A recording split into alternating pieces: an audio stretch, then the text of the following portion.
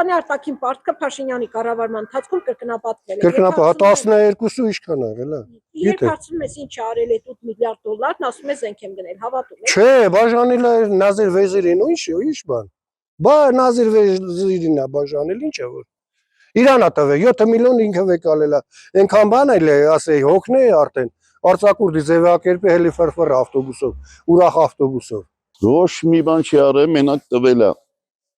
Ուրեմն 4 թագավոր ենք ունեցել։ 4 հոգին իրար հետ, ընդամենը 7 միլիարդ այլ է։ 8 տարում 8 միլիարդ վրան բերել է։ Ինչ զենք արել, բա որ արել է, ինչի ասում մեր անվտանգության երաշխավորը Ալիևն է։ Ուր է դրա զենքերը։ Զենք ունեցողը կվախի Ալիևից։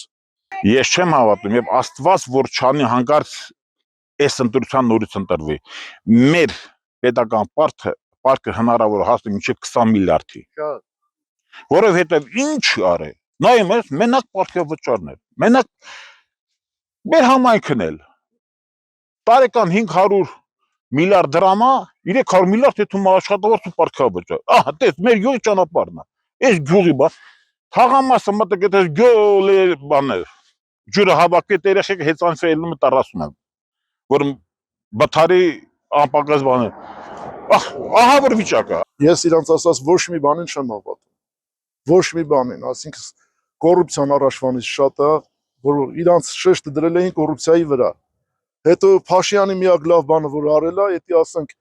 նախկին կուսակցություններից մնացած կոռումպացված մարդկանց հավաքել է իր վրան։ Կոպիտ ասած, որ օրինակը վերենք բժշկության հետ, ոսոր տզրուկով բուժության նման լինի։ Սա ինչքան կոռումպացված մարդ կա, հավաքել է կողքերը նախկիններից մնացած, որ ձայներ են ապահովել նախկին այդ կլանի համար, հիմա իրաց մոտ են, նախկիններին ինչքան էլ որ բան ասեն, արդեն մաքրված են իրանք այդ ամեն առատավոր երևույթներից։